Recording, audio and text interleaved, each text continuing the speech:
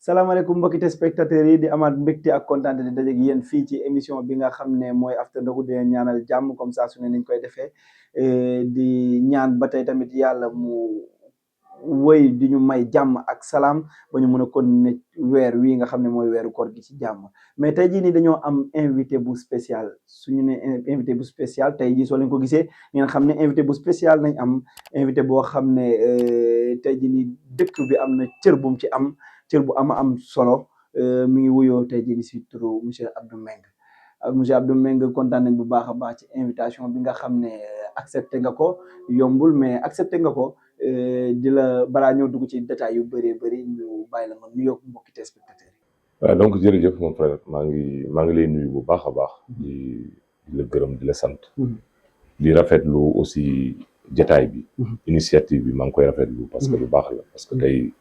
boo dëkkee ci dëkk mu am ay jeunes yoo xamante ne bii li ngay gis ci yeneen dëkk yi commencé nañ ko initier ci sa dëkk yow doo def lu kontaan ci ñoom ñaanal leen parce que lu mel nii mën naa ne vraiment c'est une initiative boo xamante ne bii ñun waruñu lu jàpp ci waaw donc émission bi mu nga xamante ne bii tey ni nga ko waxee nii mu tudd After Ndogou mu doon initiative boo xamante ne bi ay doomu Vélingara ñoo ko am ñun fierté lay doon ci ñun parce que ñun Vélingara la ñun ndamoo population Vélingara la ñu ndamoo jeunesse Vélingara la ñu ndamoo donc bu jeunesse boobu di def ay prouesse ñun dañ ci gërëm di si sant su loolu weesoo maa ngi nuyu population Vélingara yëpp di leen ñaanal ci weeru koor bi di leen ndokkeel également ci weeru koor bi nga xamante ne bii weer la boo xamante ne bii bu gën ci weer yi ci fukki weer ak ñaar yi donc tey bu ñu yàlla mayee sant ba ñu yegg si ci commencé ko ci bismillahi rahmaani rahim ñaan yàlla mu yeggale ko ci alhamdulillahi rabbil alamin am ñoo xamante ne bi bëggoon nañ ko fekkee mais yàlla dogalu ko ñu ngi leen di ñaanal yàlla xaare leen àjjana fi ñu jógee yàlla fi ñu jëm yàlla gën mu gën vraiment fi ñu jógee barke alxuraan karim di ñaanal population bi yëpp di nuyu également képp koo xamante ne bi yaa ngi suivre scène bi asalaamaaleykum wa rahmatullah macha allah introduction bi nga xam ne joxe nga ko wala tamit mën nañ ko wax kaddu yu njëkk yi nga xam ne génnee nga ko muy kaddu yu am solo di nuyu nga ñëpp bàyyi woo kenn mais balaa ñoo dugg ci détails yi gën a profond yi monsieur Abdou Mbengue dañuy laaj kan mooy monsieur Abdou Mbengue tey jii. bon Abdou Aziz Mbengue c'est doomu Vélingara la boo xamante ne bii yàlla dafa dogal ci kàttanam parce que xam nga nit ki moom ku nekk du yow yaay tànn fi ngay juddoo parce que tey ñun ñëpp tey bu fekkonte ne bii tey dañu tànn fi ñu juddoo peut-être xëy na dina am ñoo xamante ne bii dinañ tànn juddoo feneen ak yooyu mais man c'est une fierté pour moi d'être né à Vélingara juddoo fii yaroo fi aussi màggee fii def mes premiers pas fii au niveau de Vélingara jotoon na nag génn à un moment donné def une dizaine d'années à Dakar mais toujours bàyyiwuma sama source parce que tey Vélingara c'est une fierté pour moi et depuis lors bi ma jàngee ba ñëw jógee à l'université ñëw depuis boobu nag je suis à Vélingara waaw donc di gërëm Vélingara parce que tey nit ki boo nekkee ci dëkk ñu jox la fa cër nga am fa teraanga aussi yow mënul kontaan ci dëkk boobu donc c'est une fierté pour moi d'être Vélingarois waaye ñu jéggi saay dégg la ci li nga xam ne mooy langue politique soo ko déggee moo nekk leen loo xam ne lu sacré la mais aussi lu noble quelle a été la motivation lan moo la motiver ba tey jii ni nga dugg ci politique bi nga xam ne dafa sacré. voilà c'est une bonne question parce que tey politique mën naa ne yàlla moo lay pousse nga dugg ci politique parce que politique c'est pas un choix boo xamante ne bi nit ki da koy def pour dugg ci wala bañ cee dugg yàlla moo la ci xiir moi je suis entré en politique réellement depuis 2009 parce que en 2002 la ma yàlla dimbale ma jël présidence zone bu Vélingara donc quand je suis entré dans la zone mu tombeek également le maire Wuri Baylo ñu élire ko moom tam au niveau de comment ça s'appelle de la mairie mu nekk maire de Vélingara donc ñu amandoon benn mandat man ma am mandat jeunesse mooy le nawetaan moom mu am mandat mairie voilà donc forcément il y avait une collaboration buy am parce que la zone il y avait qu'une seule zone donc c'est le maire qui subventionnait les ASC et autres là donc fa la collaboration bi ñëw fekk nag xame bi amoon na waaw xame bi amoon na par rapport à mon frère ak mon vieux extra mais sur le plan politique réellement en 2002 bi mu commencé ma nekk fii moom mu nekk fële ñu commencé di jëflante ba en 2009 nag ci la sóoboo ci politique carrément dugg ci nag carrément di ci dox di ci wax. Parce que tout simplement je me suis dit que tey je dois apporter une pierre à l'édifice. Et aujourd'hui man war naa mën a bokk ci ñi nga xamante ne bi dañu doxal Vélingara. te li ma ci gën a motiver mooy en 2007 quand j'ai effectué la marche là parce que peut-être boobu marche bi muy am boobu jeunes yu bëri tey. Peut-être tolluwuñu fi ñu toll nii. C'était en 2007. donc ma am initiative def marche dox ba Dakar. voilà donc pour rencontrer le président de la République et loolu li ko motiver. mooy le président de la République daf fi ñëwoon. en campagne électorale. donc ñu defoon ay tentes au niveau de comment ça s'appelle au niveau du terrain bopp. ñu waroon recevoir foofu le président de la République. mais comme il y avait beaucoup de tendances ak yooyu. le président avait décidé de ne pas parler avec les leaders là. donc parce qu'il était un peu fâché. bon man yàlla suturaal moom j'ai suivi le cortège. di daw diggante station. ba ñu ñëw ba comment ça s'appelle ba centre ménager. ci la le président de la République ne nañ ma bàyyi ma yéeg ci oto bi. parce que boobu maa ngi ko topp di ko wax. parce que dama doon système laa def. pour mën a wax ak paa bi. dama koy ñaanal ba pare pour profiter waale dugalaale problème Vélingara. may ñëw ne ko votre réélection en 2007 sera que formalité. voilà parce que li nga liggéey ci dëkk bi depuis 2000 bi nga toogee ak léegi. kenn werantewul ne da ngay toogaat mais nag Vélingara dafa soxla nga dimbale ko hôpital. Vélingara dafa soxla nga dimbale ko case des tout-petits. Vélingara dafa soxla nga dimbale ko lycée. donc loolu laa topp di wax topp cortège bi. je me rappelle maa ngi soloon benn bassin bu bleu. mais bassin bi dafa dem ba xotteeku yëpp. mais je me suis dit que jar na ko. mais quand le vieux m'a appelé pour ne ma nañ ma bàyyi ma yéeg. quand je suis monté sur le podium du véhicule là. sur kii strate véhicule bi. là bon nit ñi bëri après mu bàyyi ma. léegi ma toppaat ko ba marché ma ne ko monsieur le président je vais devoir rebrousser chemin. parce que je suis épuisé. mais sachez que en 2007 vous serez réélu dès le premier tour. donc loolu laa tàggatoo ak moom. quand maintenant le cortège est parti.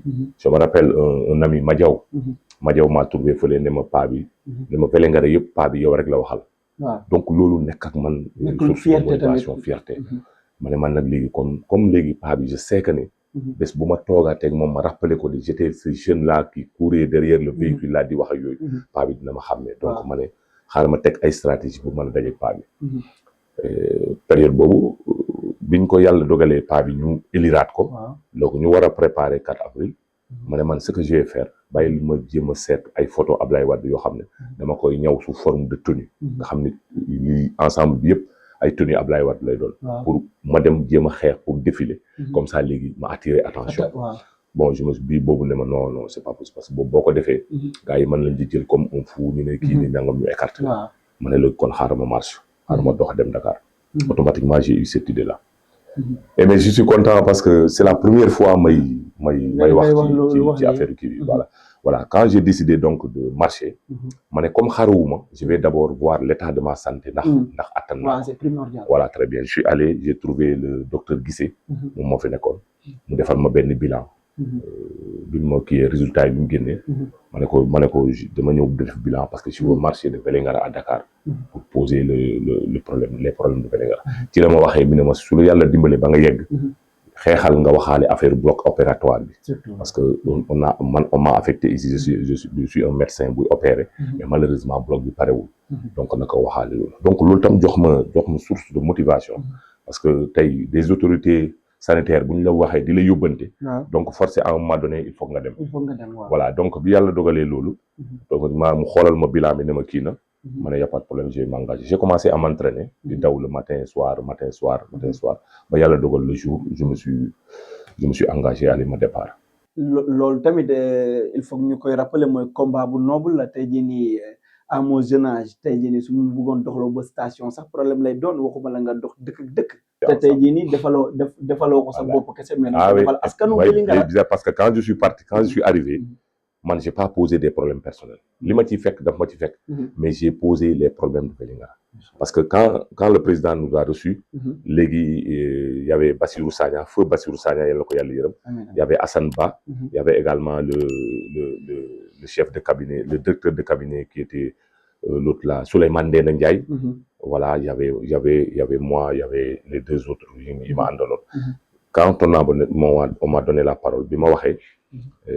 dama ko ne monsieur le président vous avez fait pour le Sénégal ce qu'aucun président n'a fait.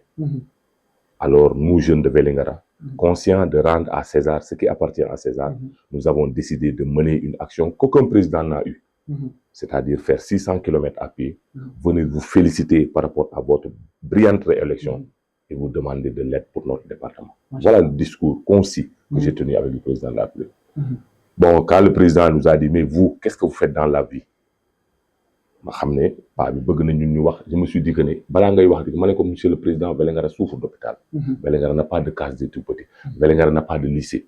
Monsieur le président, en 88, quand vous êtes venu, lorsque le président Abdou Diouf avait posé la première pierre de l'usine de l'eau minérale, vous êtes venu après, vous nous avez dit c'est la première et c'est la dernière pierre. Et monsieur le président, vous avez eu raison. Parce que jusqu'au moment où nous parlons, cette usine d'eau minérale n'est pas. Mais c'est pour cela, moi, je ne veux pas poser de première pierre. Donc voilà, brièvement, ce que j'ai dit avec le président. Et on est sorti, on nous a interviewés. J'ai parlé également des problèmes de Vélingara. Et je suis heureux aujourd'hui de constater que Case Tout Petit, bien que demain ou non, mais il fonctionnait. Le lycée aussi, il fonctionnait. Parce que le lycée, c'est après, il a commencé à fonctionner en 2014. Mais commencé à construire avant. Si en 2014, il a commencé à y hôpital aussi, il y a Diego, voilà, donc, c'est une aubaine pour nous. D'avoir au moins posé une pierre à l'édifice. Kon en grosso modo tey jii nii suñ doon wax développement wu dëkk bi bii di Vélingara mënuñ la cee génnee da nga cee am part de responsabilité bu bëri. Non développement Vélingara mënuma ci génnee. Parce que aujourd'hui tous les actes yi nga xamante ne bi posé nañ ko au niveau de Vélingara man bokk naa ci. Et c'est pas pour me vanter parce que je ne veux pas du ma man di wax chaque fois ci man mais je me suis dit que aujourd'hui sama génération les actes que moi j'ai posés pour le développement de Vélingara, les sacrifices que moi j'ai consentis pour ce développement de Vélingara, c'est ma génération amul ko def. Mais xam nga nak lo gis rek day and ak ndogal yalla. Et je le fais avec désintéressement parce que du question damay wut ndombal tàng wala parce que moi je me suis dit que man bor la nek di fay. Man je suis en train de payer une dette. Une dette, quelle dette? C'est-à-dire mon papa était venu ici pour 3 jours. Il était venu ici rendre visite à un de ses oncles. C'est le papa à Serigne Khadim Lo. Loolu moo ko fi indi woon. Dafa ñëwoon pour seet si nijaayam pour dellu parce que ku mënoon dox mbokk la. mu waroon fa def 3 jours mu ñëw def fi 50 ans. ma juddoo foofu. Donc soo gisee nit ki war a def 3 jours def 50 ans. c'est parce que dañ ko téye foofu. ñan ñoo ko téye population fu la. donc boo nekkee doom joo xamante ne bi ju barkeel la joo xamante ne bi am nga yéene yow la nga war a def mooy taxawu foofu.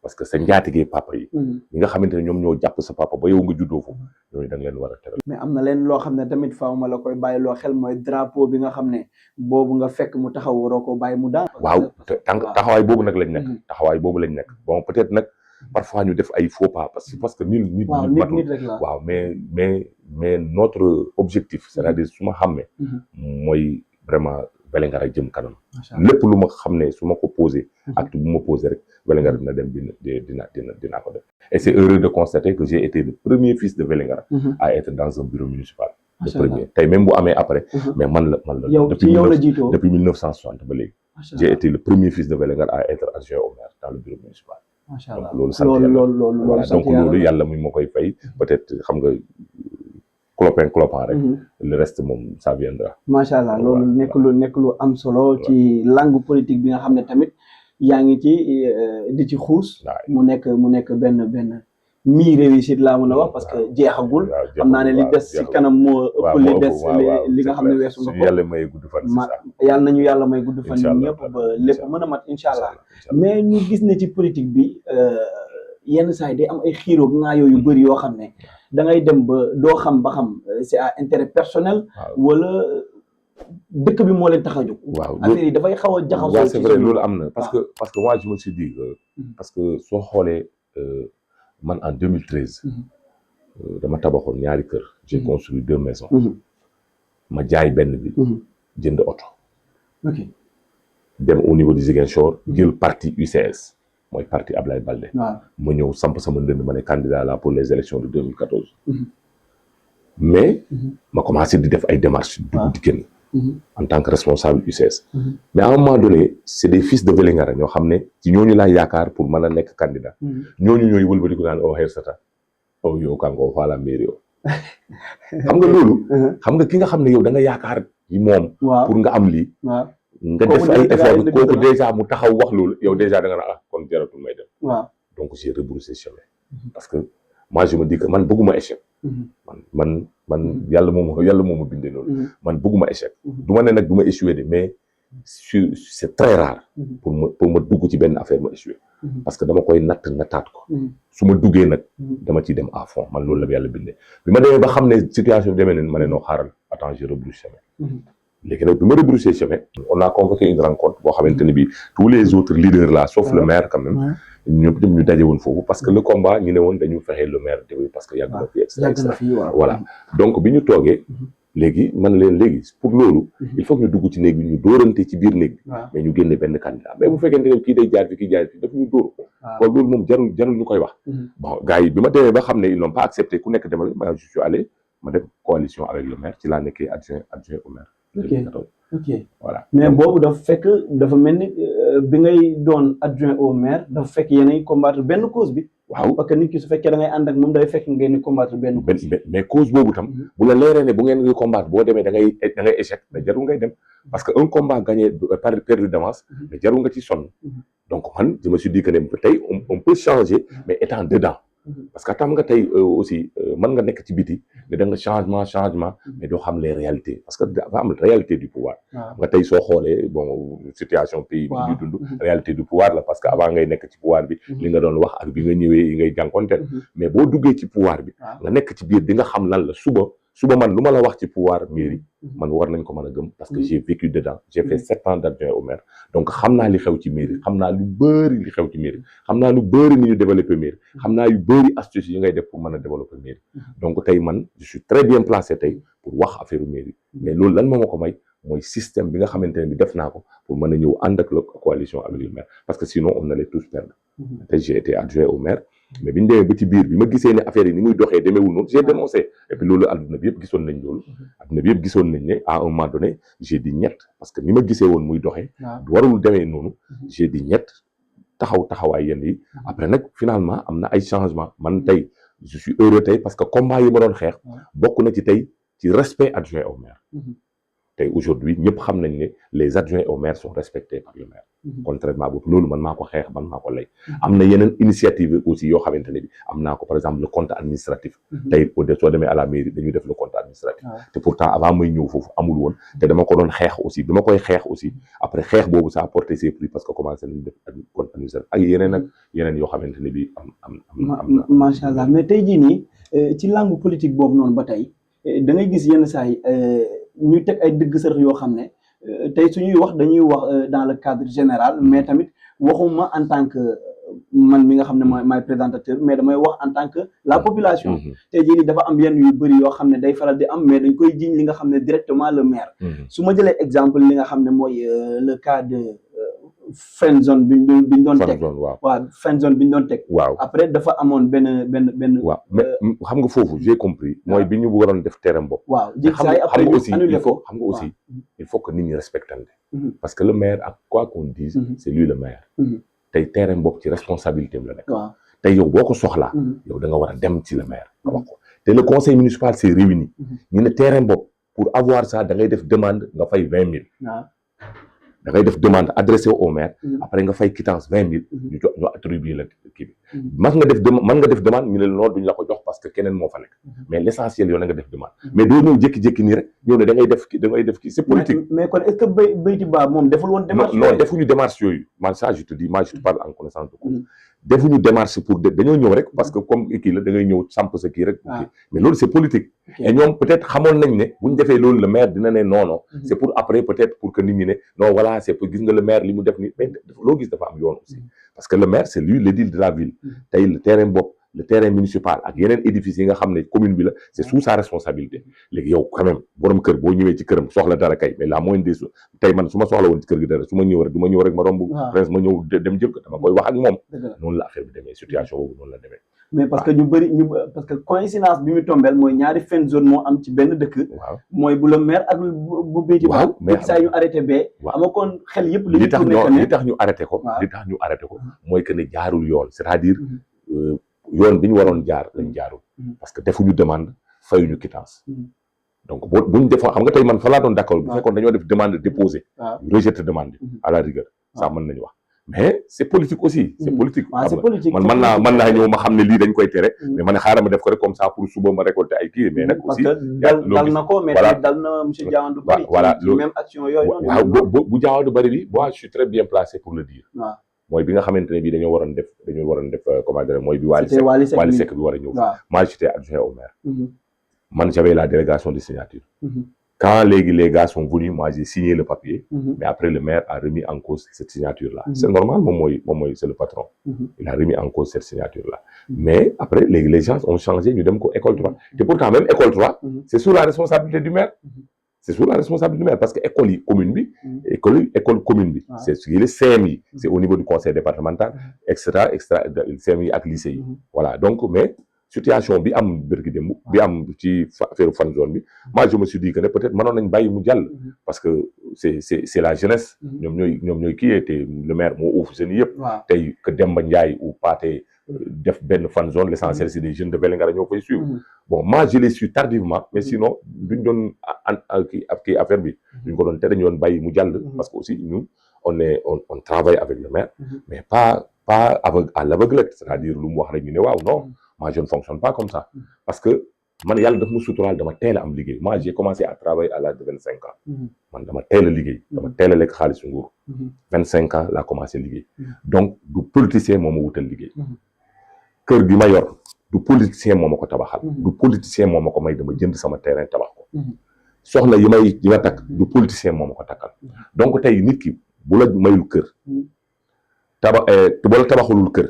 takkalu la jabar joxu la liggéey politique lu ngeen di ànd rek indépendance la day neex ngeen ànd neexul ku nekk dem parce que ki la tabaxal kër yow nga fay yeewu kooku tu le dois la vie parce que chaque jour yaa ngi fay suturu ak sa njaboot ki nga xam ne daf la takkal jabar nga ciy bànneexu ngay ñëw encore jabar jooju di am doom yooyu di jariñ suba kooku tu le dois la vie ki nga xamante ne daf la wutal liggéey boobu nga ciy liggéey di ci jël fayiku di yor sa njaboot kooku tu le dois la vie léegi nag ñett yooyu ku la ko defalul politique moo leen boole day neex ngeen ànd neexul ku nekk dem man indépendance boobu laa yor man ak ku ma mën di àndal samay principe laa yor da ngay mën a ànd ci principe ñu dem man loo ko te principe premier yi nag premier principe bi dafa bokk ci développement Vélingara parce que man du ma nangu fu ñu nappaaje Vélingara am na yu bëri yoo xamante ne bi tey ñun ñu ngi nekk ci wëti le maire di ko wax mu koy def fekk ñun ñoo nekk à l'origine et je profite de l'occasion pour saluer l'adjoint au maire Fallou Diop qui joue un rôle important ci développement Vélingara à travers ces actes qu'il pose au niveau du maire donc nit ñi nag mën nañ bañ a xam loolu bon yaakaar na ñun dañu topp nit ki à l'aveugle mais c'est mal comprendre c'est mal connaître la personne parce que sa biir wax maa ngi dégg benn wax boo xam ne wax nga ko bu am solo mooy jox respect ki nga xam ne mooy adjoint au maire te loolu am solo la mais tey jii nii am na leen tamit loo wax mooy le maire a remis en cause la signature foofu noonu nga jàpp ne du jeu politique moo fa daw parce que politique la waaw parce que normalement xam nga man si ma digga ne parfois aussi politique ki nga xam ne yow dafa dégage dafa ne carrément sa fauteuil bi laa bëgg mais kooku doo ko yombalal yenn yi aussi doo ko yombalal yenn yi parce que yow fi nga toog kii jàkkaarloog yow ne la yow fi nga toog dama la bëgg jëlee ma toog foofu yow li nga xam ne dafa nekk en ta position doo ko yombalal loolu tam c'est normal mais tamit ba tey maire moo ñu bokk uuf ñun ñëpp loolu soo xoolee ba xool genre mais politique moom mel noonu soo xoolee tey par exemple au niveau de l'état au niveau de l'état central tey am na yenn yoo xamante ne bi si tu n'es pas avec eux doo ko bénéficier wu man je suis là man je suis un patent exemple tey man j'étais au niveau de l'urbanisme je ne suis pas de Pastef ñëw nañ génne nañ ma urbanisme delloo nañ ma ci enseignement bi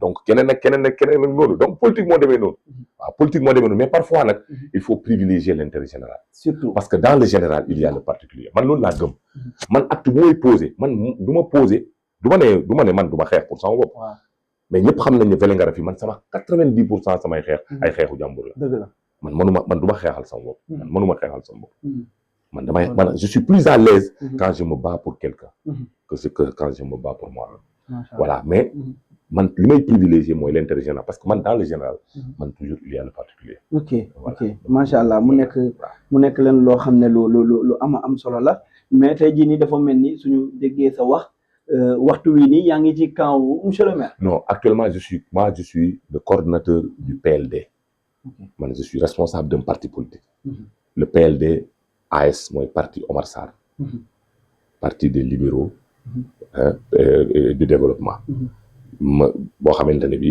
ànd suqali boo xamante ne bi Omar Sarr bu Dagana le maire de Dagana moom mooy coordonnateur bi man aujourd'hui man maay coordonnateur départemental donc man je vais en coalition. En coalition. En coalition. J'étais dans le Benno Bokk Yaakaar.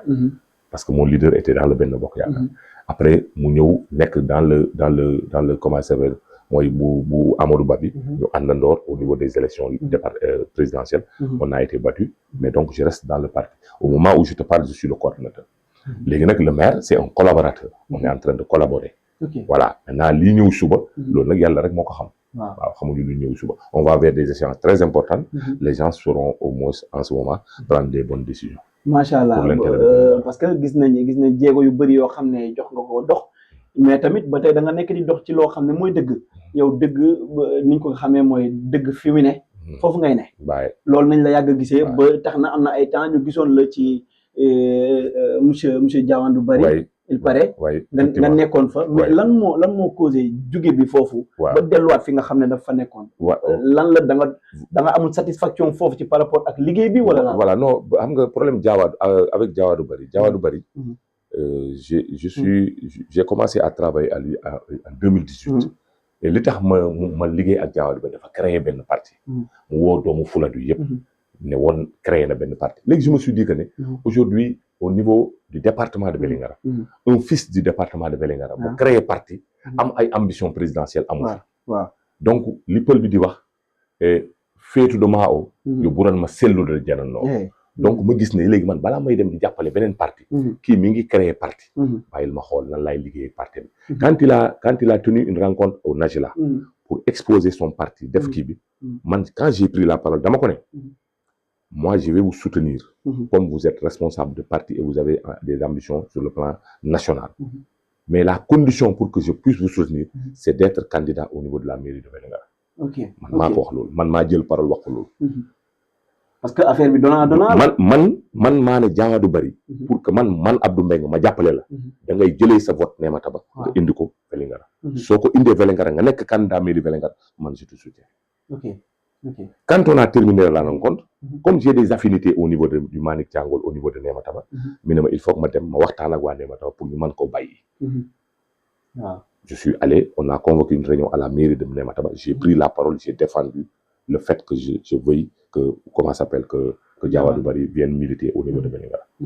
mu doon benn tollé bu mag.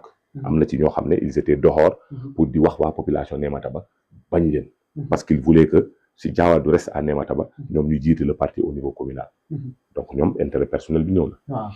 mais ma ne population bi léegi. comme yéen da ngeen a bëgg Diawandou Barry yem fii rek. kenn du ko xam. y a pas de problème bàyyi leen ko foofu. et après ils m'ont rappelé pour me dire qu'ils sont d'accord. man bokk naa ci ñi nga xamante ne wala man pour ne pas dire man rek. man maa tax Diawandou Barry am résidence. pour nekk candidat au niveau de. kon yow yaa libéré Diawandou Barry. Diawandou Barry maa tax mu am résidence. au niveau de Vélingara pour mu nekk candidat au niveau de. parce que dañoo tëjoon yëpp. pour mu bañ a nekk candidat. pour mu bañ a am résidence. mais man ni ma def ba mu am résidence ba mën a dem déposer maa yàlla ñoo ko xam. bref kon tey Diawandou amal na la njukkal. non weesu na am njukkal man Diawandou man bokk naa ci ñi tax mu siiw Vélingara. dëgg la toutes les femmes. groupement de femmes yu Vélingara yi dem ci Diawandou Barry maa leen fa yóbbu. les jeunes yi ngay gis autour d'eux. muy Ismaïla Mané. muy Lassana Samb. muy ay ñoom ñëpp man bokk naa ci ñi tax ñu dem liggéey ak Diawandou Barry. man depuis temps bi mu nekkee PS. ba ni mu ñëwee créer RCD. donc ñu commencé di ànd. et puis man mu jox ma cër. jox ma gëdd bi ma moom. ma kontaan ci di liggéey avec fierté. ñëpp gis nañ man ni ma doon liggéey ak Diawandou. mais y a eu un incident. que beaucoup de gens n'ignorent pas. incident bi am suma diggante ak sa famille ak loolu la. ñëpp dégg ko. je ne pouvais plus rester là-bas. voilà donc je me suis retiré mais j'ai tenu à maintenir les relations parce que adduna dafa gàtt. waaw nit ki mënu leen am des relations de 10-15 ans. après benn affaire bu ndaw yàqu ko. mais affaire boobu noonu confidence la ba mënoo ñu ci wax. dara confidence non du confidence parce que Vélingara yëpp xamoon nañ ni. on m'a accusé de viol. on m'a accusé de viol dans son camp yëpp xam nañ loolu. quand on m'a accusé de viol ñu jàpp ma fi yóbbu ma au niveau de la prison de Kolda. mais yaakaar ne loolu dañ laa bëgg. non c'était politique tu sais pourquoi. parce que instant boobu on allait vers les élections des HCCT. léegi le camp de Diawandou devait avoir un candidat. et ce candidat c'était forcé Abdou Mbengue la amul. cër bu ñëwaan ci camp wu Diawandou bu dul Diawandou Abdou Mbengue la loolu ñëpp d'accord nañ. parce que yaa xeex non ñëpp xam nañ taxawaay bi ma doon taxaw. léegi nag il fallait non parce que Abdou Mbengue bu nekkee fii bu demee ba am ndombo tànk fii mais il va venir nous faire bouger parce que quoi qu'on dise aujourd'hui nous c'est parce qu'on n'a pas les mêmes mais ñun gars yi daxuñu politique quoi daxuñu politique gënuñu dëkk ci dëkk bi ëpp ñu fit xam nga ëpp ñu ay réseau aussi mais bon nga ñu ne soo amul doole da ngay wéeru ci borom doole pour nga mën a dem parce que man am naa yéene dimbali population Fuladu mais léegi bu fekkente ne man awma doole boobu damay xool ci koo xam ne am na doole ma wéeru ci moom donc noonu la demee bref léegi bon finalement après bon j'ai quitté le navire mais j'ai tenu quand même à maintenir les relations man ak moom kon relation yi ñi ngi rafet non moom vraiment on entretient d'extraordinaires relations et on travaille ensemble également dans le conseil départemental parce qu'il est le président du conseil départemental moi je suis en même temps conseiller et président de la commission te ñu bëri xameewuñ ko woon noonu dañoo jàppoon ne diggante monsieur Abdou Meng ak monsieur Diaw du bëri dafa am benn incohérence bu nekk seen diggante wala dafa am ñaari idée yoo xam ne c'est divergent ñun ñoo mag loolu c'est que suñu ànd dafa sincère oon ay gis nga ay nit bu ñu àndee sincère bu amee problème après tôt ou tard ils vont se retrouver pour régler ce problème donc loolu moo ñu dal on a eu des différents yi sax c'est pas moom du moom mais c'est indirectement mais après on s'est assis on a trouvé puis on passe quoi parce que adduna bi moom noonu la demee. Et si c'était aujourd'hui ñu ne la da ngay delluwaat ak Diawane lu bari est-ce que ce serait possible. bon xam nga en politique doonee déedéet parce que non man jamais politique du ma ne ma main sur le cœur du ma ne impossible non waaw tout est possible dans la vie waaw tout est possible mais on travaille ensemble et bref c'est ça quoi on travaille ensemble dans le cadre du développement du département au niveau du conseil départemental. macha allah mu nekk lu am solo éclaircissement yi tamit baax na ci parce que ñu bëri comme sama genre yi nii réeré woon nañ ngir ci nga xam ne ñu bëri muy kiiwu Beyti Ba bi Diawane du bari bi ak yeneen yoo xam ne amoon na politique ci biir mais amoon na yenn yoo xam ne tamit desoon nañu leer te leeral nga ci lu bëri loo xam ne macha allah mais décision yi nga xam ne maire mi ngi koy jël instant bii nii est-ce que yow da ngay nangu décision yi nga xam ne yëpp dañ koy jël wala am na yenn yoo xam ne yow da nga naan ñett ci décision yi nga xam ne yenn saa def koy jël. non man ku ma xam ne man duñ ma wommat nii comme ça nii man le maire décision bu mu jël man d'accord ma ci jël doon mon avis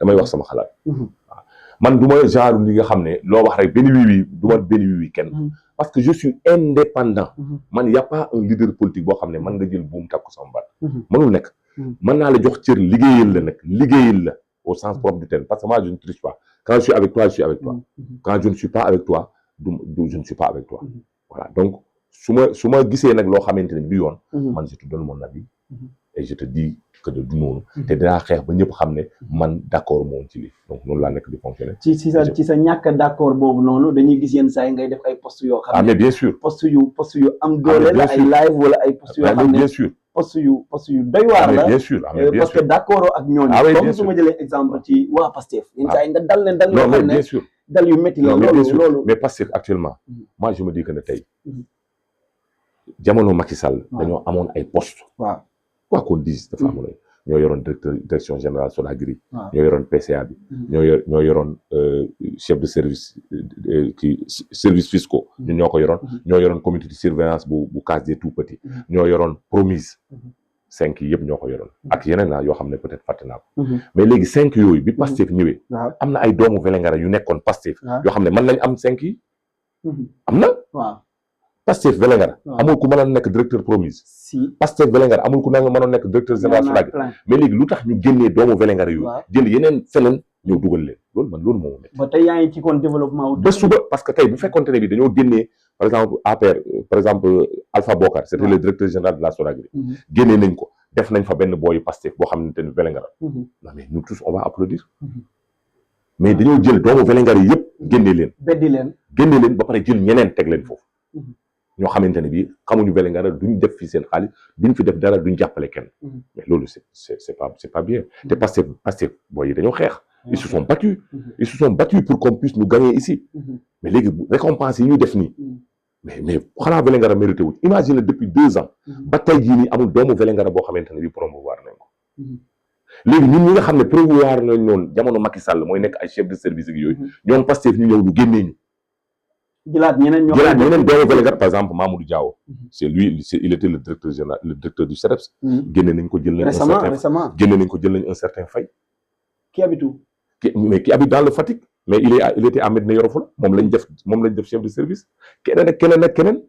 kon gars yi dafa mel ni dañoo nekk di di rocci gars yi loolu mooy problème bi loolu nag waa Pastef yi moom ñoom moo tax ma leen koy reproché parce que ñoom waruñu nangu loolu ñoom war nañ mën a taxaw pour que Vélingara waay am ay poste ñoom mais xanaa kon Pastef xanaa amul ay cadre fi am na ay cadre am na booy yu jàng yoo xam ne mën nañ gérer ces services là mais malheureusement conseil des ministres day jàll doo gis doomu Vélingara bu ñu nommé direction yi doo gis doomu Vélingara bu ñu nommé donc daal ñu ngi toog nii comme ça nii te pourtant beneen nguur bi ñu doon wax nguur googu amoon na au moins ay doomu Vélingara yu ñu nommé woon Kolda soo demee am na ay PC am na directeur général am na PCA ak yooyu te Vélingara moo ëpp électorat Kolda Vélingara moo ëpp électorat Médina Yoro Foulah Vélingara fait 43% de l'électorat de la région de Kolda Vélingara moo ëpp département Ziguinchor électorat le département de Vélingara moo ëpp département Ziguinchor électorat mais xoolal li nekk Ziguinchor ñaata nit lañ fa jël mais Vélingara kan lañ fi jël. non mais loolu est-ce que nga jàpp ne du waa Pastef ci boppam ñoo waroon. mais ñoom ñoo waroon mais malheureusement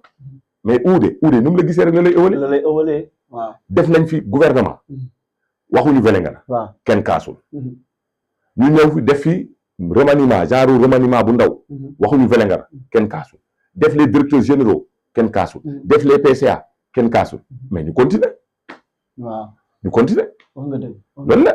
mais sinon tey bu fekkoon ne bi dañoo def yëngal man j'ai été avec Macky Sall quand le président Macky Sall est venu à Médina Gounass mu dem Tamba recevoir des leaders de Koupentoum de Tamba de Koussanar et autres là sans recevoir les kii de Vélingara mais moi j'ai fait un live dama génn ma ne c'est pas normal que le président de la République Macky Sall puisse venir à Médina Gounass qui est dans le département de Vélingara qu'il reçoive d'autres leaders et ne reçoit pas les leaders de Vélingara mais samedi laa def live mardi génne audience ñu ne Vélingara Macky Sall reçoit les kii de Vélingara à Dakar wallahi on est allé à Dakar kon yow sa poste yi am na doole. mais man les gens me suivent. man les gens me suivent. te man du ma wax loo xamee lu falaa la. man lu ma wax am na fu ma ko teg bi ñu fi jëlee 1000 jeunes. dans le Sénégal. jëluñ ci 1000 yooyu amul benn doomu Vélingara dama génn wax. te kenn démentiruma ba tey kenn du ma démentir on a pris 1000 volontaires de commerce. il y a aucun né à Vélingara te su ma la nee né à Vélingara du Vélingara commune de man nañ ne né à Bongonte wala kii mais loolu yëpp amu fi les 14 communes du département de Vélingara kenn a nekku ci né à amul te Vélingara jël nañ fi 15 am na 15 yu ñu indi fii mais 15 yooyu kenn juddoowul Vélingara mais Pastef moo taxawul taxawaay bi Pastef moo taxaw mais ils ont des problèmes ba léegi kan mooy leader bi Pastef c'est l'armée mexicaine tout le monde est général loolu moo am fii tout le monde est général kenn yëliful kenn ay loolu moo fi am tey boo ñëwee tey par exemple ci biir da nga naan Wuri Bay la moo nekk ci kanam gars yi ngi topp ci ginnaaw mais Pastef kan tantôt ñu ne la kii la tantôt kële la